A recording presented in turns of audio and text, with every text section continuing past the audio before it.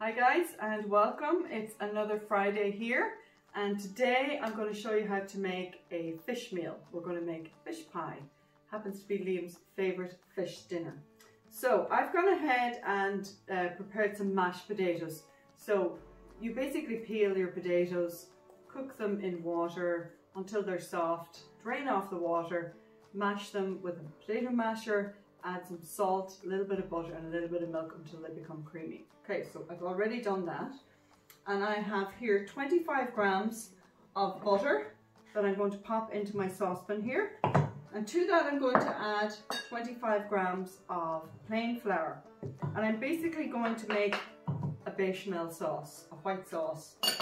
And that's going to be the basis of our fish pie. But I'm going to add to that, I just have, if you have spring onions, finely slice spring onions, 3 spring onions, but I actually don't have any. So I'm just adding a shallot, which is a fairly large, I had a fairly large shallot. And I'm going to bring these over onto the heat here. I'm going to melt the butter gently until it combines with the flour. And what we're doing here is we're heating up the flour until the gluten bursts, and that's going to thicken then when I add some milk to that. So I'll heat this up and I'll come back when that's ready. So guys, you can see that I've melted all my butter there, and I'm just gently heating the flour and cooking off the onion slightly. And I'm going to add to that some milk.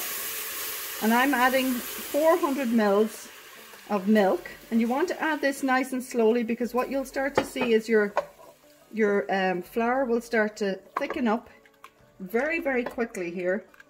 And you want to make sure, at this stage you could change over and use a balloon whisk like I have here.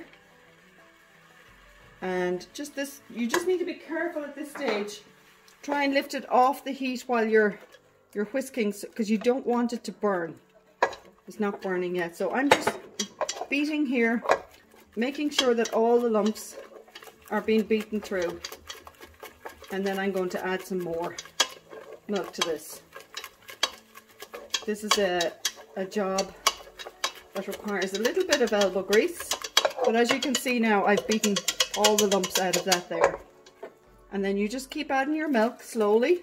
Whisk it through again until you get each time lumpy free combined flour into the liquid. Again, you can see it's just nicely coming together. I'm glad that somebody bought me this new whisk for my birthday, because my other one, the handle had fallen off it. So perfect timing for this to be used today.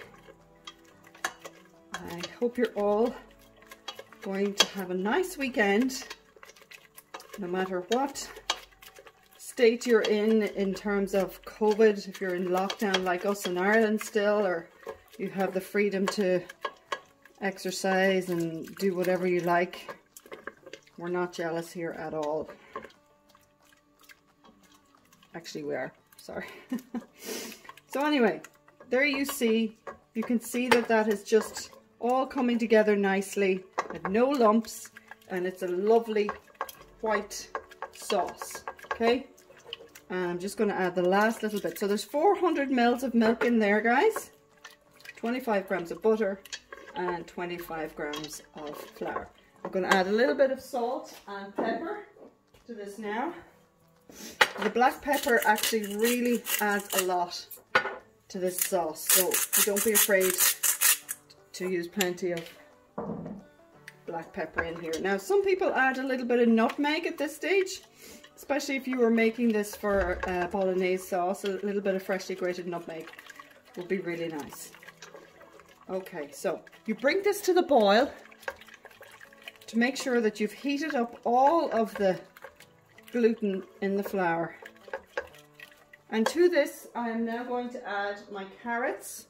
I have already pre-cooked these carrots, and by pre-cooked, I basically brought them to the boil in some water and then I took them off. So they really are nice and crunchy and al dente. I have one small tin of sweet corn here. If you don't have a tin, you could use frozen sweet corn. You could also use frozen peas. I would definitely use frozen peas. I just didn't have any. You could chop up some red and yellow pepper in here. A little bit of green pepper as well, just to give it a bit of color. In other words, you can put in here anything you want, okay? The next step is to add my seafood mix. And I just buy the packet of seafood mix that has everything already in there. And I'm trying to open it now. I'm not having much luck. But basically, it's a mixture of smoked fish, salmon, cod, and all kinds of stuff. You can see it in there. There's some coley in there as well. And just pop all those, and it takes very little time to cook. So I'm going to add 2 packets in here, which is about 500 grams of fish. And I'm just hoping I can get this other one opened. There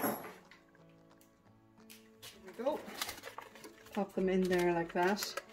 And if you keep an eye out for these, sometimes these seafood packet mixes can be expensive, but if you keep your eye out, they're usually reduced close to the end of their life, and they're perfect. I'm just going to wash my hands here really quickly. So don't be afraid to buy the ones that are, you know, coming to the end of their life. They're still perfect, especially if you're going to use them the day you buy them. I wouldn't suggest keeping them in the fridge for too long. So I'm just going to literally cook that for 1 minute. That's all it's going to take, because I don't want my fish to fall apart.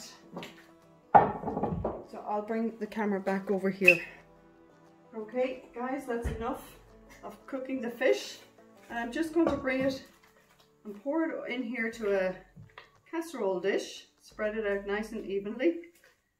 And make sure I get all those flavoursome pieces.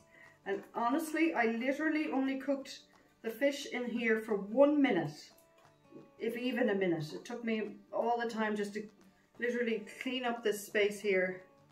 And by the time I had it cleaned up and brought the camera back over there, that was enough time for the fish to cook. Don't overcook the fish at that stage, because remember, you're going to put this into an oven, so it's going to continue to cook in the oven as well.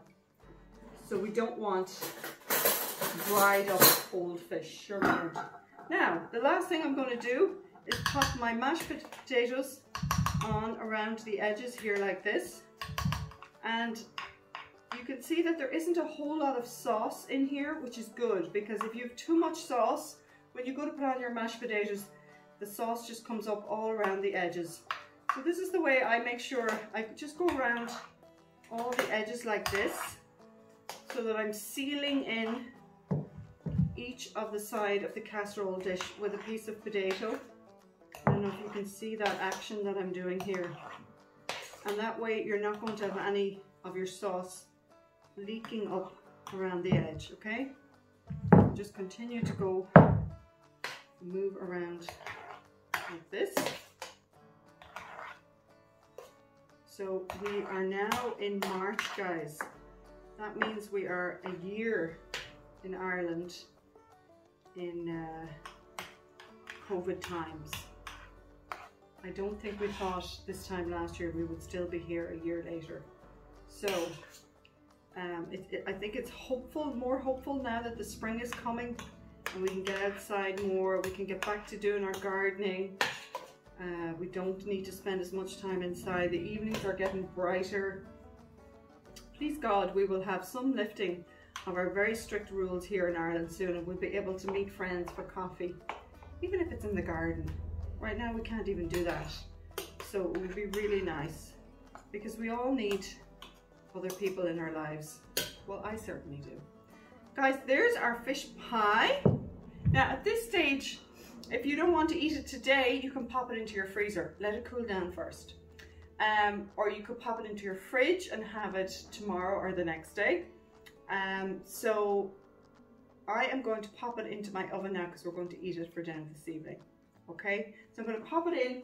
I'm going to put it into my hot oven about 200 degrees. and not for too long because everything's cooked. So we're just really trying to crisp up the top of the potatoes. So I'll get back to you in a few minutes when that's done. There we go, guys, our beautiful fish pie. It's been in the oven now for about half an hour, 40 minutes, just to make sure it's nice and crisp on top, because that's the way we like it. Liam loves a crispy top, don't you? Oh yeah. If you don't mind it not being crispy, you only need to have it in there for about a half an hour. So there we go, fish pie on a Friday. What more could a body ask for? Thanks for watching, guys. Hope to see you again soon. Have a lovely weekend.